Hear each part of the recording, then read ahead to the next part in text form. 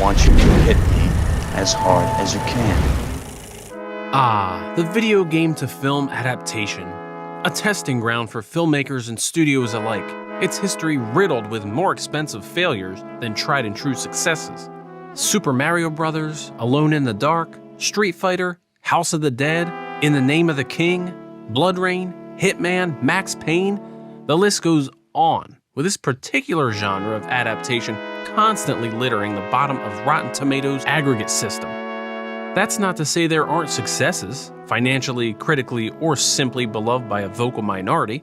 There's Tomb Raider, Mortal Kombat, Pokemon, Detective Pikachu, and the Resident Evil franchise, which have brought in either buckets of cash and several sequels, or at least are remembered for their iconic theme tunes. Looking at you, Mortal Kombat.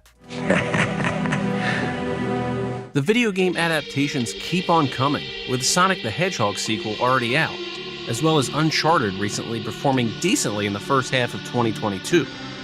Regardless of the success rate of these video game adaptations, they're established intellectual property, and we know how much Hollywood loves IP. This led to a long-awaited adaptation of Ubisoft's popular Assassin's Creed game franchise into a $100 million plus adaptation back in 2016, with none other than Magneto himself, Michael Fassbender, in the dual lead roles. It was a surprising development when the movie was announced as being in production, with Fassbender attached as producer and star in 2012 and 2013. The movie was slated to take a bow Memorial Day 2015. Why then was Assassin's Creed not released until December 2016? Why was the $125 million movie with a star-studded cast given a drubbing by critics? And why did it fail to light the domestic box office on fire? Take a leap of faith with JoBlo as we find out, what the fuck happened to this movie? Ubisoft's iconic and ongoing game series Assassin's Creed has sold a whopping 155 million units since the first game debuted in 2007, and has spawned 12 core titles in addition to several spin-offs. The title was initially conceived as a new installment of the perennial Prince of Persia franchise, to be created by the core Persia team, ahead of the launch of the next generation of consoles, which at that time were the PS3 and Xbox 360. With a desire for a POV character that wasn't just someone that's waiting to be king, and with a ton of research into secret societies of the past, the idea was formulated to center the game around a secret society of assassins. Ubisoft top brass balked at the idea of having a Prince of Persia game without the prince as a lead character, so the project was encouraged to become brand new IP.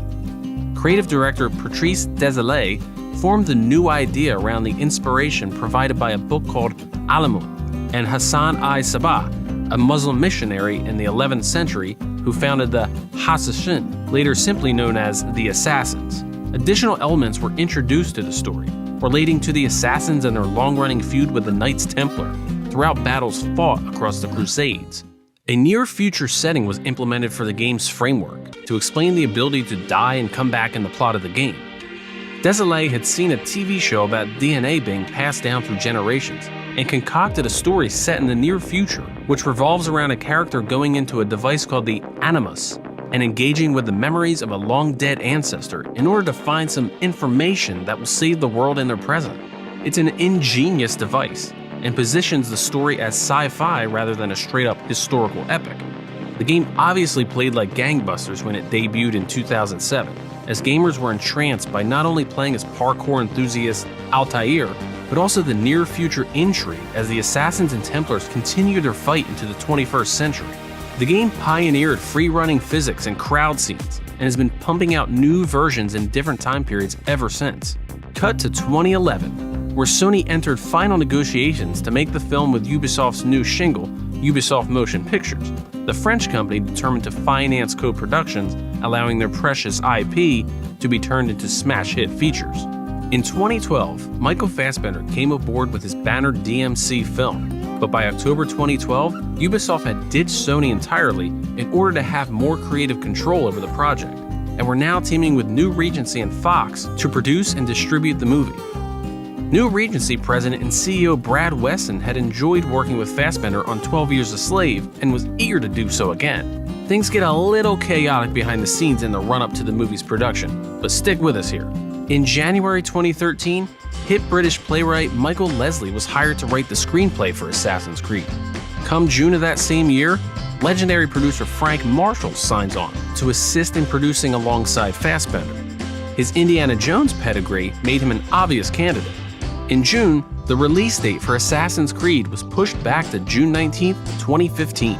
By July of 2013, writer Scott Frank, of Minority Report and the Wolverine fame, reveals he's been hired to do rewrites on Leslie's script. Rewrites by other writers are nothing new in the film industry, and with Frank's resume, there was little cause for alarm. Being no stranger to adaptations, Frank had previously been nominated for an Oscar for Out of Sight and was quoted as loving the different set of challenges that come with adapting a video game, something he had never done before.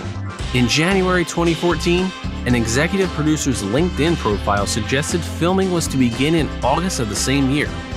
Around the same time, rumors were flying suggesting Daniel Espinosa, the director responsible for Safe House and Morbius, was set to take a chair on set with his name and title on the back. This rumor later turned out to be either erroneous or a deal with Espinosa was never closed. Later, in April 2014, the producers were clearly still not happy with the script, as writing duo Adam Cooper and Bill Collage were hired for yet another rewrite. A strange choice considering the pair were perhaps best known for comedies like Tower Heist and Acceptance. Although word had it that they had done an early draft of Exodus, Gods and Kings for Ridley Scott, which was well received, making more sense here, considering Assassin's Creed is a halfway swords and sandals period piece as well. Suddenly, that August production start date isn't looking too feasible, with the script being rewritten just 4 months prior. Things start heating up quickly though, as within the month, Fassbender's collaborator on his moody Macbeth adaptation, Justin Kurzel, signs on to direct. Clearly the two enjoyed their time together on Macbeth, and were game to continue onward with Assassin's Creed. Thanks for watching JoBlo videos. If you enjoy our shows, please like and subscribe, and click the bell to be notified when new videos go live. Now, back to the show!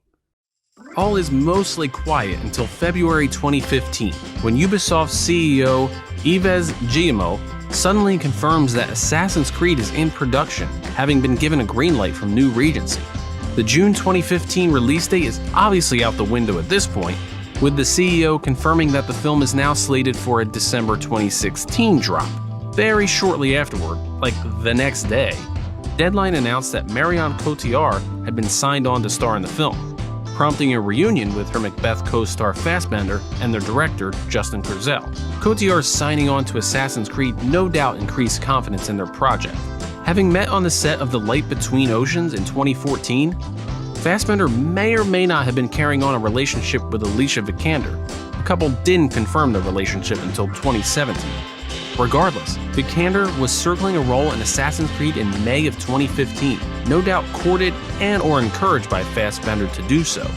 But by June, she had made a decision to star in the 5th Jason Bourne movie instead. Thankfully, the relationship didn't sour due to that choice, and the pair are now married with a baby. The role earmarked for Vikander instead went to Greek-born French actress and director Ariane Lebed, who signed on in late June. In early July, the late, great Michael K. Williams signed on for a role which sources supposedly teased had a major stake in the franchise. The following month, Yahoo Movies, remember them? Dropped the first image of Michael Fassbender dressed in the recognizable garb of an assassin from the franchise, although obviously tweaked for the time period and the character's big screen visualization. This was the first real, confirmed inkling that this production was well and truly finally underway, other than talk and rumor. The image drop also came with a synopsis, giving fans their first taste of the story, which appeared to hew closely to the plot of the first game. Through a revolutionary technology that unlocks his genetic memories, Callum Lynch, Michael Fassbender, experiences the adventures of his ancestor, Aguilar, in 15th century Spain. Callum discovers he is descended from a mysterious secret society, the Assassins, and amasses incredible knowledge and skills to take on the oppressive and powerful Templar organization in the present day. While some fans may have been distressed to discover they were not getting Fassbender as Altair, Ezio, or any other recognizable character from the franchise, Ubisoft's head of Assassin's Creed content confirmed that the movie would share the same universe as the games, with the opportunity to see some familiar faces. Further to that point, Jeremy Irons was brought onto the cast, playing Alan Rickon, a villainous character from the game series.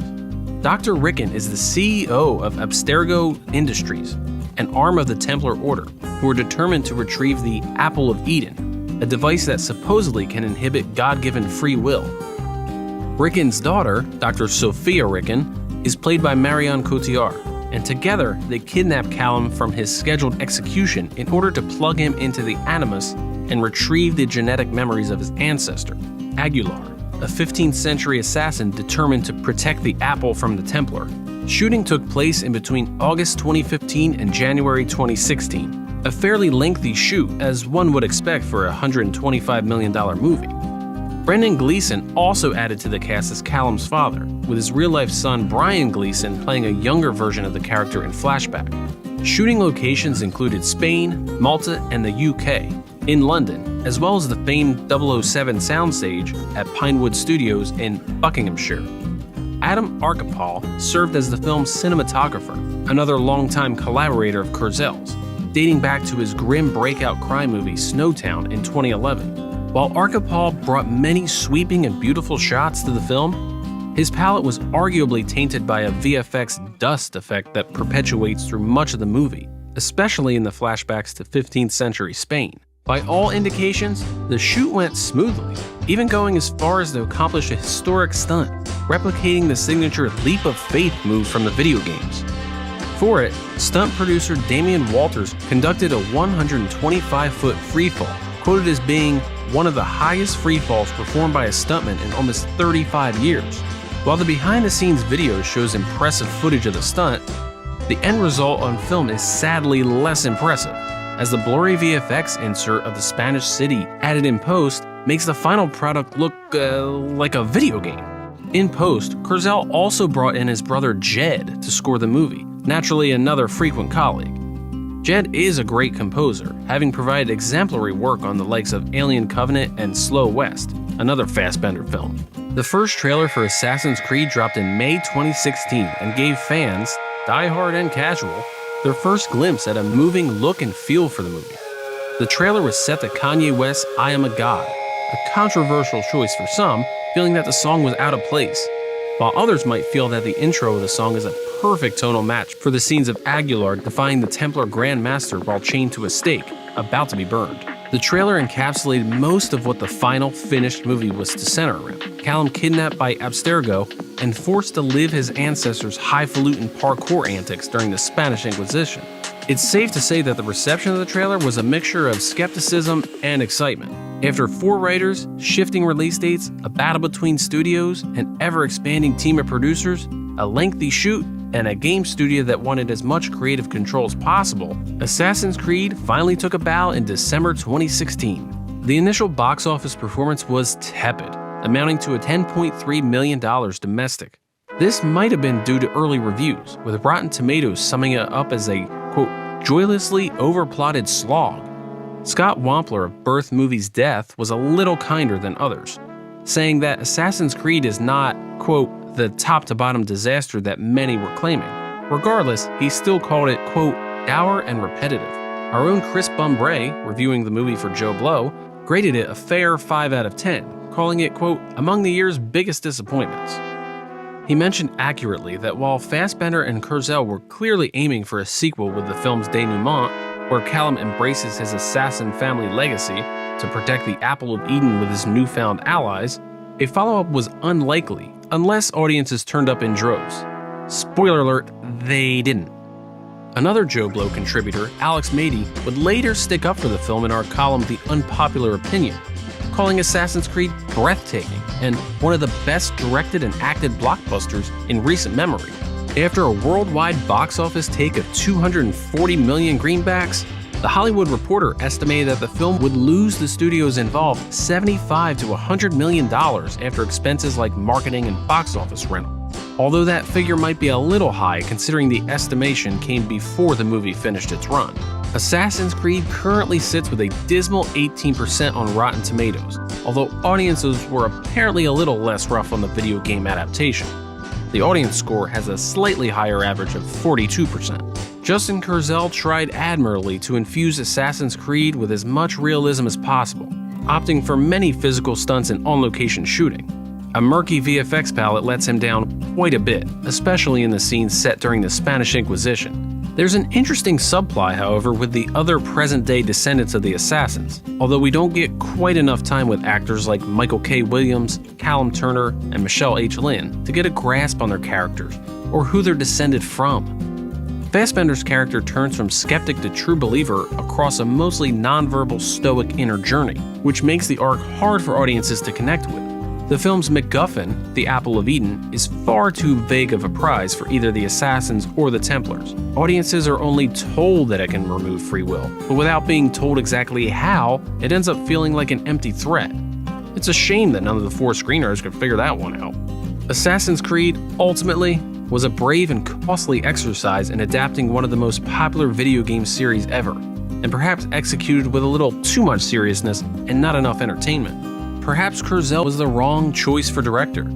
Perhaps the screenplay wasn't quite ready after the revolving door of writers and persistent delays. While Kurzel had high hopes and plans for a sequel, he mentioned to a French outlet that he would consider utilizing a 50s Cold War setting, this would never come to pass. While 2 sequels were planned by New Regency in the wake of Disney's acquisition of Fox and their inherited debt from that studio's film department, all Assassin's Creed sequels were canceled. Looking back, Michael Fassbender mused that, quote, "I would make it more entertaining. That's really the main note. The feeling of the film, I think it took itself too seriously, and I would get to the action a lot quicker. I think there's 3 beginnings of the film, which is a mistake. While Assassin's Creed may have had an overly weighty tone with a slow burn plot, time might be kinder to this movie that dared to take a video game adaptation so seriously." What did you think of Assassin's Creed? Were fans and critics too harsh in December 2016? Let us know in the comments below.